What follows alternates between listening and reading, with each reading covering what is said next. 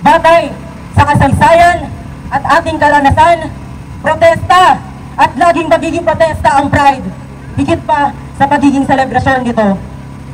Ang Pride ay protesta, lalo't hindi pa rin kinikilala ang batayang karapatan ng LGBT.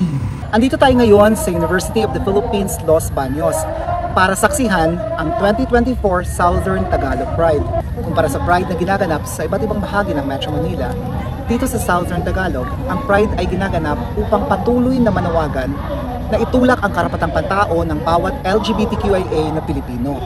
Dito rin sa Southern Tagalog Pride, kinikilala ng issue ng LGBTQIA ay hindi dapat binubukod o hinihiwalay sa usapin ng iba pang minority sectors. Dahil patuloy tayong tinutulak ng gobyerno sa bingit ng kamatayan, nagtitiis sa kakarampot na pasahod, panglaman sa kalamtsan habang pataas ng pataas ang presyo ng mga bilihin. Kung may mensahe man ng Southern Tagalog Pride, this is to emphasize na malayo pa ang laban. Hindi pa tapos ang laban para sa karapatang pantao ng LGBTQIA Filipinos. Tuloy ang ating pagmamarcha, tuloy ang pakikibangan ng sangkabaklaan.